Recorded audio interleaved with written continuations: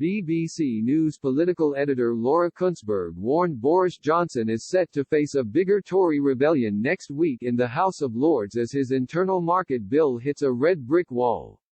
Boris Johnson's controversial plan to override key elements of the Brexit deal he signed with Brussels has cleared its first Commons hurdle despite deep misgivings by some senior Tories.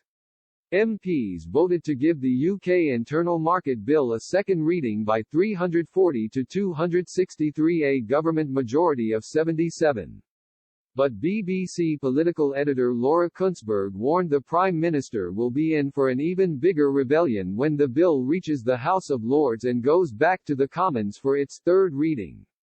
She told BBC Radio 4's Today, "There is a strong likelihood that the rebellion next week might be bigger around Bob Neill amendment that would be a pressure bow and perhaps an eventual concession for the government.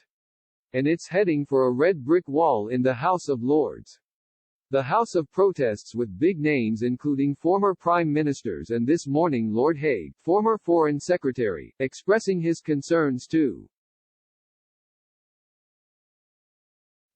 It all gave a picture of genuine and distinct unhappiness among many of the Tory backbenchers including some ministers. But the government right now is adamant it will not back down, creating a lot of noise, giving this impression of taking a hardcore stance against the EU. Their card has been marked though, and at the very least, there's likely to be a lot of oxygen-sucking parliamentary going backwards and forwards over this bill over the next few weeks.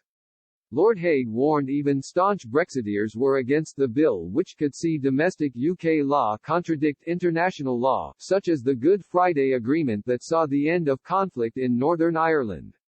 Lord Hague referenced former Attorney General and ardent Brexiteer Geoffrey Cox, who has warned the Prime Minister, "It is unconscionable that this country, justly famous for its regard for the rule of law around the world, should act in such a way."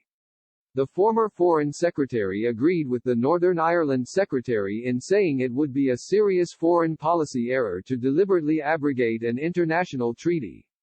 Hague said he relied on international law on a daily basis during his time in Westminster.